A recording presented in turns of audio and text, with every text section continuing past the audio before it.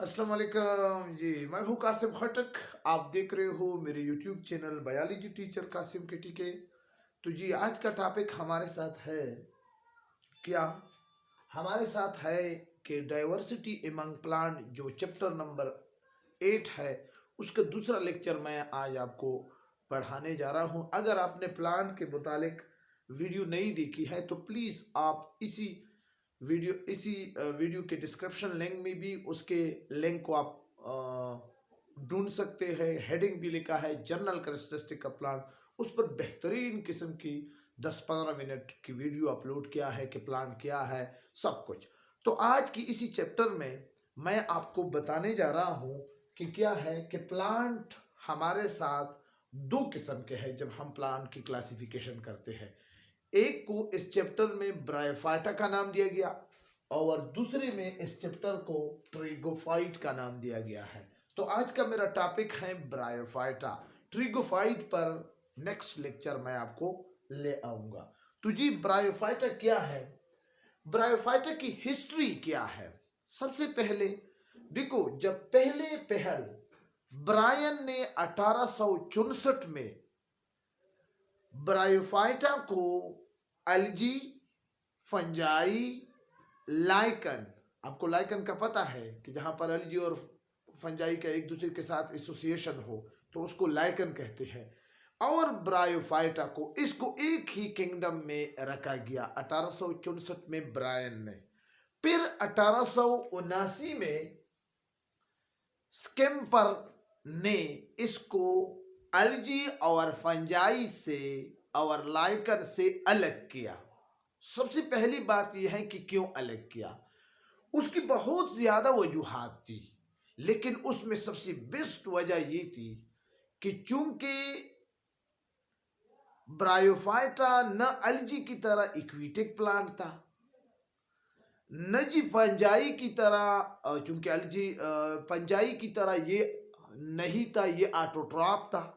Lichen की तरह इसमें किसी किस्म की एसोसिएशन नहीं थी, ये किसी दूसरे पर डिपेंडेंट नहीं करती थी। तो इन जैसे कैरेक्टर्स को ब्रायोफाइटा में न होने की वजह से इसको इस सेपरेट ग्रुप से, इस ग्रुप से जो पहले 1864 में रखा गया था ब्रायन ने, इससे इसको अलग किया स्केम्पर ने 1879 में, और इसको एक अलग ग्रुप का नाम दिया गया जिसको आजकल कहा जाता है ब्रायोफाइटा। आपको मैं पहले भी अर्ज कर चुका हूं कि आपने अगर उधर chapter number 8 diversity among plant नहीं देखी है तो प्लीज काइंडली वो लाजमी तौर पर देखें, क्योंकि उसमें मैंने आपके लिए प्लांट की भी रखा है जिसमें ब्रायोफाइटा आपको नजर आएगा। तो वहां पर आपको ब्रायोफाइटा के मुतालिक और भी बहुत ज्यादा मालूमात हासिल होंगे। तो जी ये तो इसकी हिस्ट्री थी। अब इसकी लफ्जी मानी क्या है। एक बात मैं आपको ये बताऊं कि इस पूरे चैप्टर में या तो आपको ब्रायोफाइटा नजर आएंगे या तो आपको ट्रिगोफाइट नजर आएंगे। ये दो बड़े ग्रुप है, ठीक है ना। इस ग्रुप को किस बुनियाद पर ग्रुपिंग की है, क्लासिफिकेशन की है, तो वो भी सुने। इसको वेस्कुलर टिश्यू की बुनियाद पर ग्रुपिंग की है। ब्रायोफाइटा को ए नॉन वेस्कुलर प्लांट भी कहा जाता है। अब जी वेस्कुलर आपको पता है, वेस्कुलर का क्या मतलब है, वेसल, यानी जाइलम और फ्लोएम टिश्यू का किसी प्लांट के अंदर न होना ब्रायोफाइटा की इलामत है, ठीक है ना। ब्रायोफाइटा की इलामत क्या है, जाइलम और फ्लोएम टिश्यू का न होना। अब आपको यह भी पता है कि प्लांट के हर हिस्से में जो टिश्यू वाटर पहुंचाती है उस टिश्यू का नाम है क्या, जाइलम। और आपको यह भी पता है कि प्लांट के हर हिस्से में पत्ते से या रूट से खुराक लेकर हर हिस्से में पहुंचाना ये फ्लोएम टिश्यू का काम है। तो दोनों जब कंबाइन हो जाते हैं तो इस कंबाइन टिश्यू को जब जाइलम और फ्लोएम इकट्ठा हो जाए तो उसको हम कहते हैं वेस्कुलर टिश्यू या वेस्कुलर बंडल, ठीक है। तो जी अब चूंकि ब्रायोफाइटा में वेस्कुलर टिश्यू नहीं है तो इसलिए इसको ये भी कहा जाता है कि ए ट्रिगोफाइट, यानी इसमें टर्जेट सेल नहीं है। टर्जेट सेल जाइलम सेल को कहा जाता है जो कि वाटर की कंडक्शन करती है। तो जी मीनिंग क्या है ब्रायोफाइटा का, ब्रायोफाइटा का लफ्ज ब्रायन, ब्रायन का मतलब है मोसेस, ठीक है ना। और पाइटन का मतलब है प्लांट। अब बड़े आसान के साथ, आसान लफ्ज है, मोसिस प्लांट वो प्लांट है जो जिसको हम बाल्फाजी दीकर ग्रासेस कहा जाता है, घास। ठीक है ना, क्लियर। अब जी मैं इसकी स्पेसिफिक डिफिनेशन आपके सामने करने जा रहा हूं। एक तो इसको नॉन विस्कुलर प्लांट, एक तो इसको ये जी ट्रेकोफाइट, अब इसको जी आगे सिंपल मोसिस भी आप कहा जाता है, घास फूस, ग्रासेस, ये सब कुछ। डिफिनेशन क्या है? The plant which in which vascular tissue is absent and gametophyte is dominant in attached with sporophyte is called bryophyta. यानी वो प्लांट जिसमें विस्कुलर बंडल यानी जाइलम और फ्लोयम मौजूद न हो। जाइलम का काम, xylem is the tissue that conduct water, phloem का काम, phloem is the tissue that conduct food. अब दोनों जब न हो और गिमिटोफाइट जनरेशन भी क्या हो, डोमिनेंट हो। अब डोमिनेंट का क्या मतलब है कि ज्यादातर लाइफ साइकिल में जो जनरेशन होगा तो उसको हम डोमिनेंट जनरेशन कहते हैं। और जो जब पौधे की लाइफ साइकिल में जो जनरेशन कम होगा तो उसको हम रिड्यूस जनरेशन कहते हैं।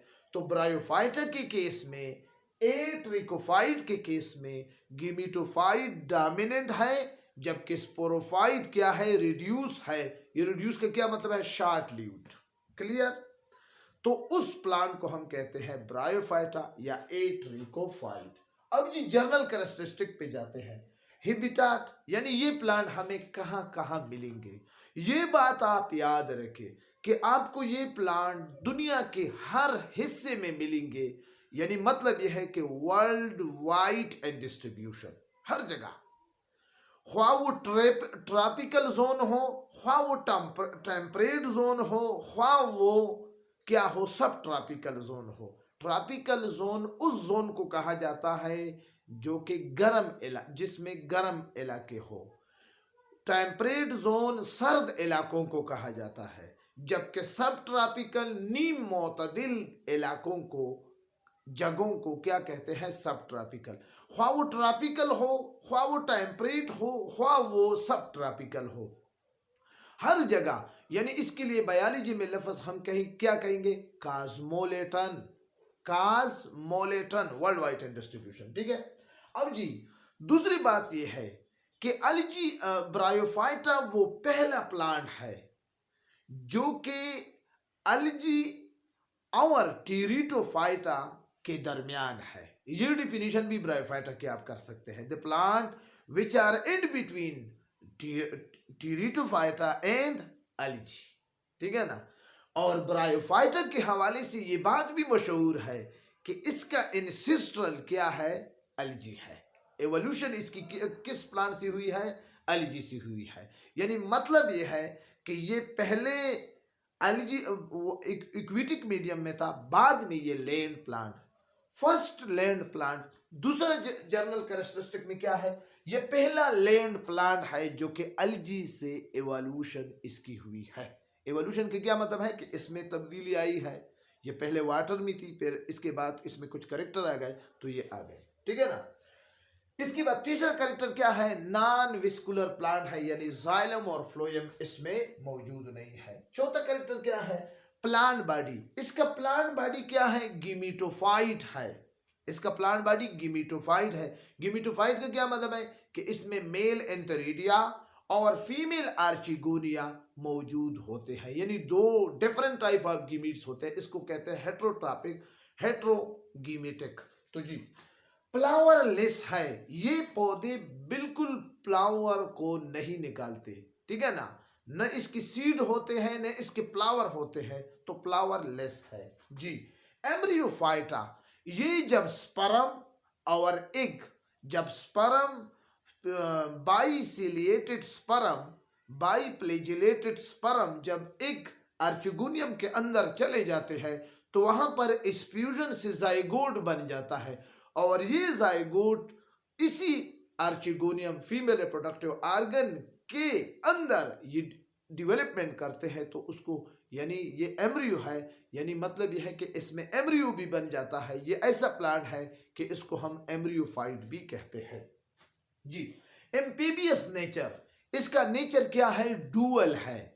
डुअल का क्या मतलब है? डुअल का ये मतलब है कि ये टेरेस्ट्रियल मोड में भी है, साइल में भी, और ये जी वाटर में भी है। जब ये सेक्सुअल रिप्रोडक्शन के लिए, जब मेल स्पर्म फीमेल एग के साथ फ्यूज होते हैं तो उस वक्त इसको रिक्वायर होती है क्या? वाटर। तो इस वाटर की रिक्वायरमेंट की वजह से इसको हम एम्फीबियस नेचर कहते हैं, डुअल नेचर, यानी दोनों, लैंड भी जरूरी है और वाटर भी जरूरी है। तो जी आगे है डिफ्यूजन। इसमें चूंकि विस्कुलर टिश्यू मौजूद नहीं है तो ये डिफ्यूजन प्रोसेस के जरिए, अब आपको पता है कि डिफ्यूजन क्या चीज है? Movement of molecule from higher concentration to lower concentration is called diffusion. यानी एक जगह पर बहुत ज्यादा मॉलिक्यूल जमा हो गए तो फिर वहां से जहां पर कम है, खुद ब खुद ऑटोमेटिकली जब मॉलिक्यूल ज्यादा इर्तिकास से कम इर्तिकास की तरफ हरकत करेगी बगैर मेम्ब्रेन की, तो फिर हम उसको क्या कहेंगे? डिफ्यूजन। इसमें किसी किस्म की फोर्स, चूंकि ये प्लांट बहुत छोटे होते हैं, तकरीबन एक इंच या 1 सेंटीमीटर या 2 सेंटीमीटर, यानी बहुत छोटे होते हैं, यानी घास फूस ग्रासेस तो आपने देखे होंगे। तो ये क्या है, इस डिफ्यूजन प्रोसेस की वजह से ये वाटर और फूड की ट्रांसपोर्ट करते हैं। ये इसकी ट्रांसपोर्टेशन का क्या है? जराए है। इसके बाद है अल्टरनेशन ऑफ जनरेशन। ये बड़ा मशहूर टॉपिक है, अक्सर पेपर में आता है कि अल्टरनेशन ऑफ जनरेशन किसे कहते हैं। तो जी अल्टरनेशन ऑफ जनरेशन कि जब गिमीटोफाइट स्टेज के बाद, देखो प्लांट में 2 स्टेजेस होते हैं।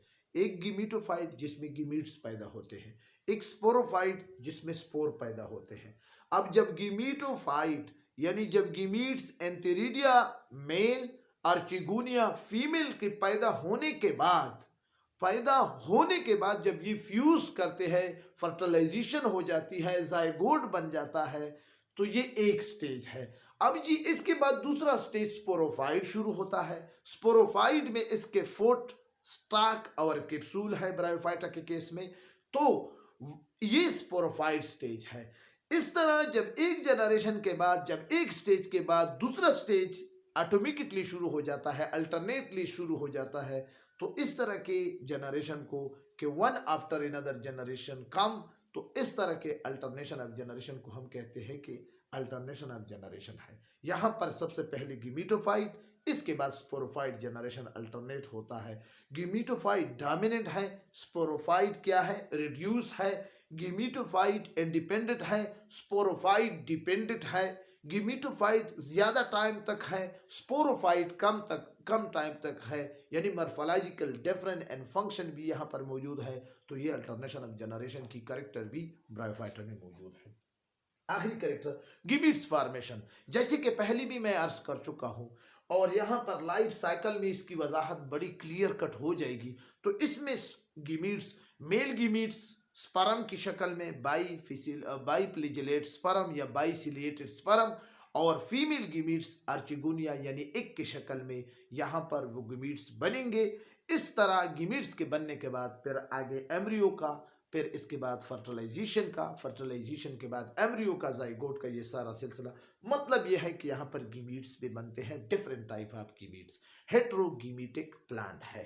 ठीक है जी, ये हमारे साथ क्या है ब्रायोफाइटा के हवाले से उसकी जर्नल कैरेक्टरिस्टिक है। अब जी आगे जाते हैं। आपके कोर्स में जितना पढ़ा है मैं उतना ही कोशिश करूंगा, ज्यादा नहीं करूंगा। तो जी एग्जाम्पल में इसकी ब्रायोफाइटा की 3 क्लासेस हैं, ठीक है ना। एक है लीवरवर्ट, एक है हॉर्नवर्ट और एक है मोसिस। ये नाम इसको क्यों दिए गए हैं? पहली ये बात, लीवरवर्ट में जो बार्किंशिया प्लांट है या रिक्सिया प्लांट है, इसका शेप लीवर की तरह है, जिगर की तरह है, जिगरनुमा प्लांट है, इसलिए इसको लीवरवर्ट प्लांट कहा जाता है। इसी तरह हॉर्नवर्ट, हॉर्न सींग को कहा जाता है। हॉर्नवर्ट में जो प्लांट है एंथोसीरस, इसके बिल्कुल सींग होते हैं, सींग दार आप जानवर आपने देखे होंगे, हेरन की शक्ल में या दूसरे जानवरों की शक्ल में, गाय या भैंस, इनकी शक्लों में, तो फिर क्या है ये हॉर्नवर्ट। तो इसका एग्जाम्पल हमारे साथ एंथोसिरस है, जबकि जो आपके कोर्स में डिटेल से जिसका जिक्र किया गया है मोसिस है, ठीक है ना, क्योंकि ये ब्रायोफाइटा एक्चुअली कॉमन मोसिस ही है। तो इसका एग्जाम्पल, टिपिकल एग्जाम्पल पियोनीरिया है। बाज़-औक़ात पेपर में इसको पॉलीट्राइकम के नाम से भी कहा जाता है कि इसका लाइफ साइकिल आप बताएं, तो स्टूडेंट कंफ्यूज होते हैं, तो आपने कंफ्यूज नहीं होना है। इसी लेक्चर में आपने ये बात याद रखनी है कि पियोनीरिया का दूसरा नाम क्या है, पॉलीट्राइकम, ठीक है ना, ये मैंने आपके लिए लिखा है जी। लाइफ साइकिल शुरू करता हूं। लाइफ साइकिल ऑफ पियोनीरिया में जनरल कैरेक्टरिस्टिक तो पियोनीरिया का ऑलमोस्ट यही है, टिपिकल कैरेक्टरिस्टिक है। एक टिपिकल ग्रुप को मैं लेता हूं मोसिस को, दूसरे ग्रुपों को हम क्यों नहीं लेते, और दूसरे ग्रुपों को हम इसलिए कि उसमें डायवर्सिटी है, जबकि मोसिस जो क्या है उसमें तमाम ग्रुपों की कैरेक्टर मौजूद है, इसलिए हम इसको लेते हैं, ठीक है ना। तो जी लाइफ साइकिल ऑफ पियोनीरिया का शुरू करते हैं। सबसे पहले जी ये देखो आपके सामने ये कैप्सूल है, ठीक है ना, ये कैप्सूल है, इसके अंदर जो पड़े है वो स्पोर है। ये स्पोर जब अपने ग्रोथ पूरा कर लेते हैं तो ये कैप्सूल क्या हो जाता है, रप्चर हो जाता है, और यहाँ से इस रास्ते से ये स्पोर निकलना शुरू कर देते हैं। जब ये कैप्सूल पड़ जाता है, ये कैप्सूल अलग नहीं होता, ये यहाँ पर इस प्लांट के साथ होता है। इसका अपना स्टॉक है, इसका अपना फुट है, और इसके अपने गिमेटोफिटिक स्टेज सब कुछ मौजूद है, ठीक है ना। तो बहरहाल जी, तो ये स्पोर कैप्सूल के पड़ जाने के बाद स्पोर बाहर चले जाते हैं। अगर ऐसी जगह पर जहां पर स्पोर को सूटेबल यानी मॉइस्ट प्लेस हो, या किसी रिवर का बैंक हो, या किसी प्लांट के नीचे सायादार जगह हो, डीमी प्लेस हो, शीडी प्लेस हो, मॉइस्ट प्लेस हो, यानी इसके लिए सूटेबल सबस्ट्रेटियम हो, ठीक है ना, तो वहां पर ये स्पोर क्या कर लेते हैं, इन स्पोर से हमारे साथ दो किस्म के प्लांट बन जाते हैं, एक ये इंटीरियर की शक्ल में, और दूसरा क्या है, अर्चिगोनिया की शक्ल में। इंटीरियर मेल है जबकि अर्चिगोनिया फीमेल है। ये इंटीरियर, ये अर्चिगोनिया जी, इंटीरियर स्पर्म, बाइसिलिएटेड स्पर्म को पैदा करते हैं, ये आपको नजर आ रहा है, ये गिमिट्स है, और जबकि अर्चिगोनिया एग यानी ओवा शिप को पैदा कर देते हैं। अब जी ये बाइसिलिएटेड स्पर्म, इस चूंकि ये स्पर्म बाइसिलिएटेड स्पर्म इस सिलिएटेड नेचर की वजह से ये मोटाइल है, जबकि एग यानी ओवा ये नॉन मोटाइल है। तो आपको पता है कि मोटाइल किसे कहते हैं, मोटाइल उसको कहते हैं कि जो हरकत करते हैं, जो हरकत कर सकते हैं। ये इंटीरियर मेल स्मॉल है, हरकत भी कर सकते हैं, तो अपने इस मोटिलिटी की वजह से बाइसिलिएटेड स्पर्म क्या कर लेते हैं, इस अंडे के अंदर चले जाते हैं, जैसे कि डायग्राम में नजर आ रहा है, किताब से भी आप इस डायग्राम को। तो जी जब ये इस अंडे के अंदर चले जाते हैं, ये गिमीट्स फॉर्मेशन है जी, तो ये अंडे के अंदर चले जाने के बाद